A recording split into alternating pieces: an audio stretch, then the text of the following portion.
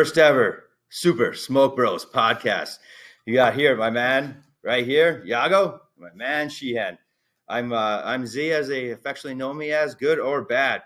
But we're here to talk smoking meat. 3 teachers, 3 dads, 3 husbands. This is what we do. We have a lot of fun with it, and we're ready to roll. So I'm going to start off with Mr. Andrew Yago, kind of giving a little bit of history of who he is, where he came from, and why is he next to me. Mr. Yago. How's it going, everybody? A little history about me. I've been a teacher for about 13 years. I got that wife. I got 3 kids. And in terms of my journey through smoking meat, I'm just looking for kind of a reason to get out of the house for many hours. Yeah. So, no, I've always loved barbecue. And I think this little podcast we're starting up here is going to be, it's going to be fire. It's going to be good. It's going to be good. Now, Mr. Sheehan, as you probably can't tell, he's a little younger than I am. So is Yago. You probably can't tell at all. But Mr. Sheehan, take it away, man. All right. Yeah. Colin Sheehan, high school science teacher. I'm entering my 6th year at Sheboygan Falls. Like they said, husband, dad, my wife, Courtney, and Hadley and Liam, they're 3. And it was going to be 1 in 6 days, actually. So awesome. Congratulations. Happy birthday. Yeah. So, yeah, why do I smoke meat? I had wanted to get into it for a long time before I finally got a smoker. It was always like I loved barbecue food. It tasted so good whenever I got other people's, and I wanted to do it myself. And then my wife got me a smoker for my birthday, and ever since then, we've been running with it, and I've been smoking meat as often as I can. Love it. Definitely. Thanks, Mr. Sheehan. So I guess it's my turn now. COVID, that did it for me, and I'm old. I'm plus 40, 44 to be exact, and there's that meme that's out there. Either you do after 40, you do 1 or 2 things: study World War II or smoke meat. And I took, well, kind of both, since I'm a history teacher. But we roll with it. And my wife surprised me with a pellet smoker. I know there's some people frown on a pellet smoker, but when you're busy like us, man, it's convenient.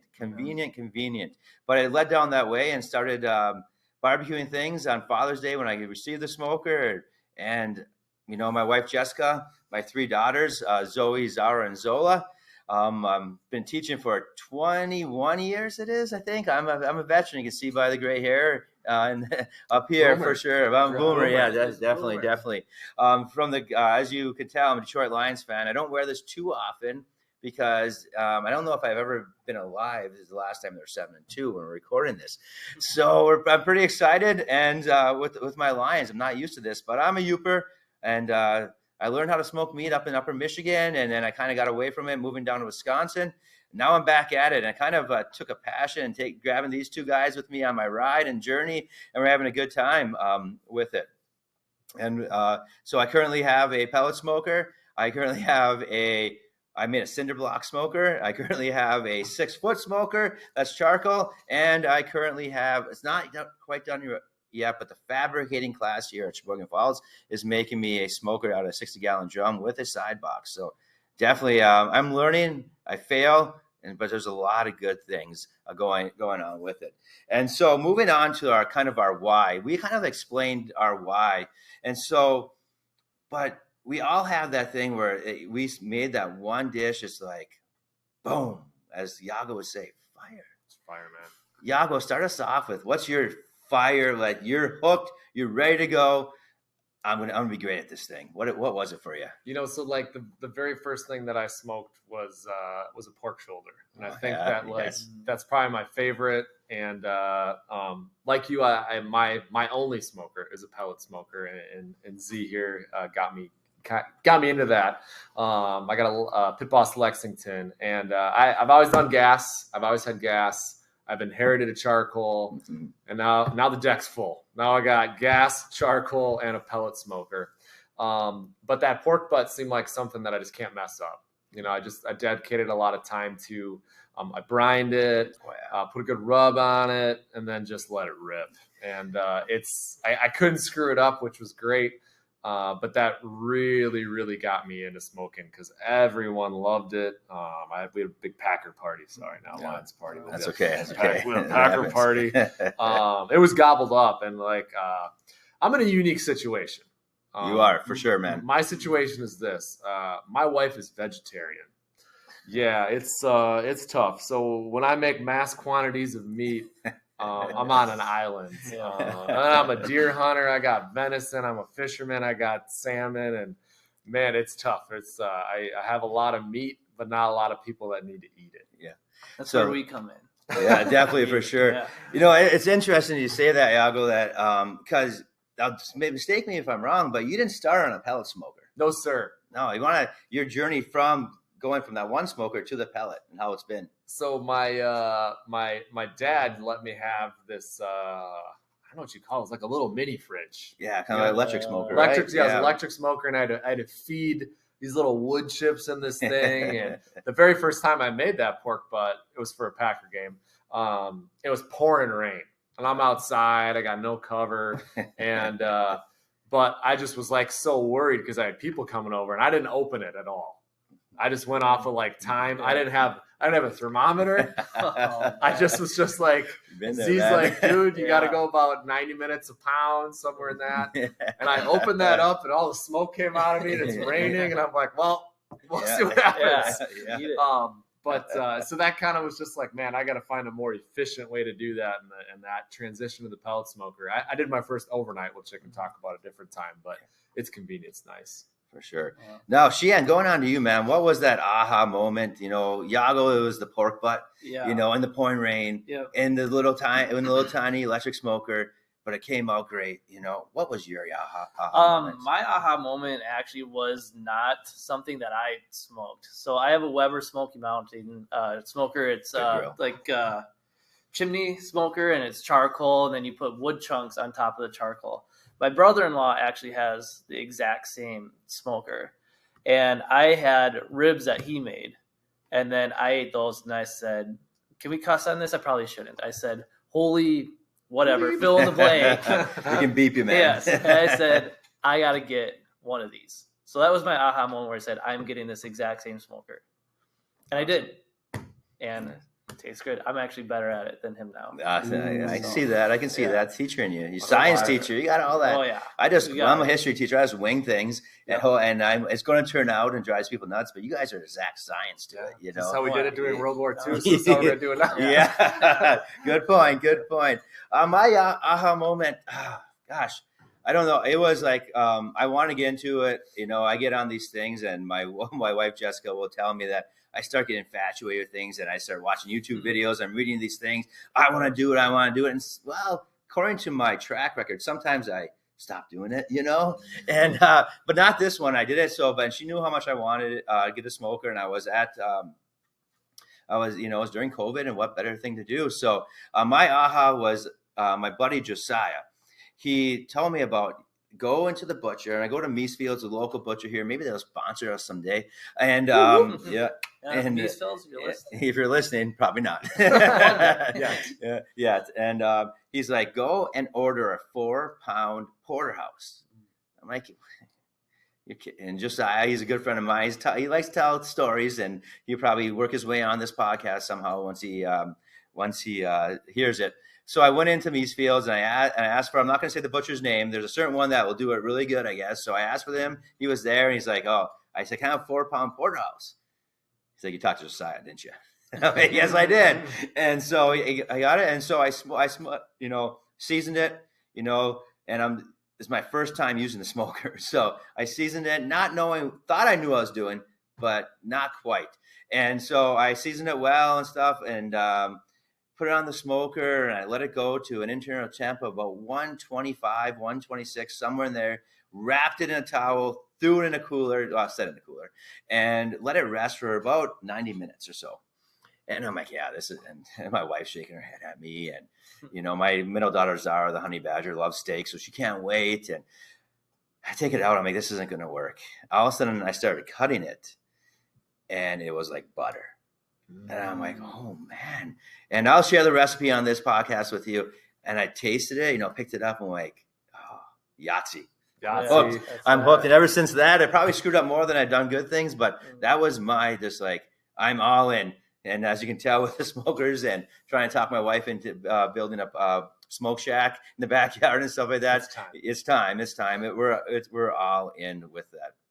And we kind of talked about our favorites as we go through this podcast, but we'll go, Sheehan, is there something that, you don't have to go a lot of detail because I'm sure you're going to talk about it in a different episode, but is there something that it doesn't matter, you never get sick of? Yeah. At that time of day, let's roll. You want that? Oh yeah, I'm throwing it on. I'm running to Costco if I have to, whatever the case is, to get what you need to do. The probably my best, if it's I'm not sure what to do, but I want to know that it's going to be good. I don't want to take any risks or try anything new. I just want something that's going to be really good. My go-to is chicken wings. Oh, yeah. Actually, I love the chicken wings. Smoke them and then put them on the grill. And if at a later episode when we talk about specific, maybe chicken things, I can get more into detail about what I did or how I do them. But that is every time they're perfect. It's completely ruined. I'm sorry, Legend Larry, you're great, but it's sponsor us. Yeah, but it's ruined. I can't get wings anywhere else now. They're not as good. So that's what it is for me. Jagermeister. Yeah, I'm gonna have to go chicken thighs. The very first time I made it, I made a big boo-boo. I brined them. I did everything good, but I forgot to wash them off. Yeah. So, we may have all done that at some point. Pretty salty, but I took the time and I had Z tell me how to do them competition style. And I really took the time to fold the skin back, cut the fat out, make the pillow. Mm-hmm. And I feel confident now that green light, I got my temperature on my smoker, I got my time.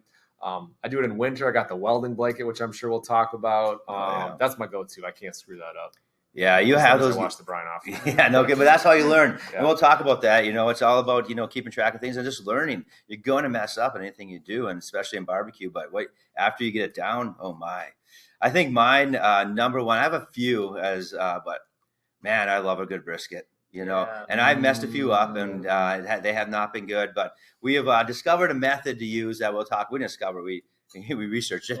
Yeah. That we'll talk about with the Wagyu tallow, and you just can't go wrong. It's so good. And if Jessica says go buy a brisket, let's do a brisket, I'm there. Boom. I get a gift card to Meatsfields. It's already going to brisket. I already know it. It's that's my favorite thing. And I do love doing ribs. I'm not good at ribs. I try. Last batch was my best batch. But we'll have our associate principal athletic director claims he's the best rib maker ever. So we'll have him on here. We'll see. We'll see. He's going to try to show us up. And I've never done a brisket. Yeah, I know. And you have it in your freezer, right? I do not have one. Oh, I thought you had one in your freezer. I'm sorry. Yeah, I don't have one. So we'll have to do that. We'll have to do that. So as we kind of wrap up our introduction here, there's a thing we use as educators in the world called the plus delta, and we're going to end with it. This is very serious. All right, but it's it's no joke because you reflect on the good things, the bad things, and what's coming up ahead and things like that. So we'll start off with Jagermeister, you and your plus delta for moving into this podcast forward. Oof, man, I'd say my plus is that I'm excited to work my way up to the brisket. I think I've knocked off some big things. Pork shoulder, I'm terrible at ribs, but I'm getting there. I'd say my delta is not smoking enough stuff. I need to get some more stuff under my belt. So I got a lot to work on. I got a lot to do, but I'm excited about the journey. Yeah. Sheehan, what do you have? My plus is just to talk about smoking meat with other people. No one in my family really does it. None of my friends really do it. They're all too lazy. So it takes too long. But then they'll eat everything that I make them every time. But yeah, just to learn, bounce ideas off of these guys and try new things and experiment a little bit. And if it's not good, you can always just order a pizza or something. Yeah, definitely. Definitely. Yeah. That's good. My delta, I guess just open new techniques. I don't know, I want to try more new things. I've kind of got my set number of things, 4 or 5 things that I do repeatedly, but there's a lot of things, a lot of videos I've saved on TikTok of things I want to try, but I haven't done them yet. So that's my thing. I just want to experiment a little bit more. I have a few plus deltas. I'm fired up to do this. 2 of my good buddies, my colleagues, we have that passion together, a lot, and just give get the perception that we do more things than just teach, and we come out here and just talk and have ideas, bounce ideas off. And hopefully if we get like 10 viewers, I mean, 10, you're bouncing off ideas and throwing ideas our way, and we're talking about them. We can zoom you in, whatever the case may be. This is casual. We're not here to make money. We're just here to, let's just see our group chat. Our group chat's fire. Yeah, we have a group chat. It's fire. And anytime anybody throws anything on the grill or a smoker, it goes. I think my Delta, something that, I failed a lot in smoking meat, a lot more than these guys have, that's for sure. But I'm a go guy. Try it. Worst thing you do is order pizza, like Sheehan says, and stuff. And I get, and also the gas grill. I have one. I have a beautiful one, but man, it's a struggle. It's the hardest thing to cook on. You wouldn't think so because of the convenience, but it is. So we'll leave it at that. And as we wrap up and what our expectations are for this, and I'll go first, and my two awesome colleagues here can add in here. Our expectations is hopefully to reach out to fellow smokers like us, average dads that just try to do something for fun, sometimes for us to get out of the house, things like that, but also provide the opportunity for a delicious meal for our family too, and share it with people. I love sharing. I think, I smoke more food, and there's always leftovers for a reason, because I like to share it. We bring it to school, we share things, and hopefully to get that kind of relationship of bouncing back ideas off other listeners. I love to learn from the pit masters in Texas that know way more than I do, what their techniques is with brisket. Like, hey, you need to do this with brisket. Enough of that stuff. They probably frown on the Wagyu tallow part of it too, but just reaching out.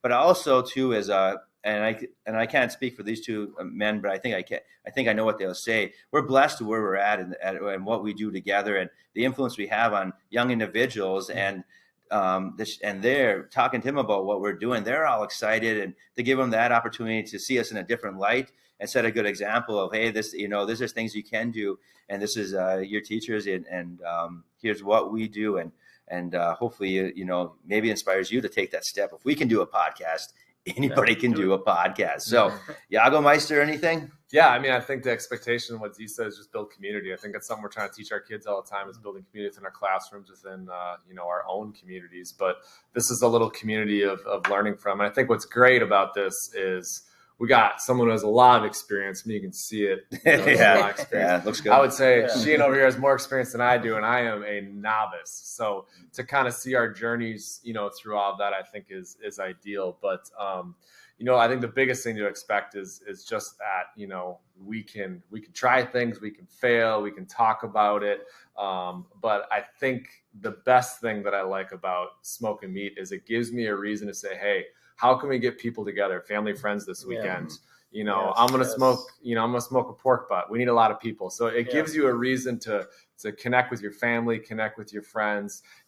Football coach over here, we support a connections program that transitions kids into high school, and we all smoked food for them. So it's like, how can we share and build community? That's what we expect. Awesome. Great answer, dude. That's like the biggest part about smoking meat for me, is sharing it with people. And just like Yago said, bringing people together. Like, when you smoke meat, you're not doing it for just one or two people. You have to make big quantities of food. So it's an excuse to get friends together, or family together.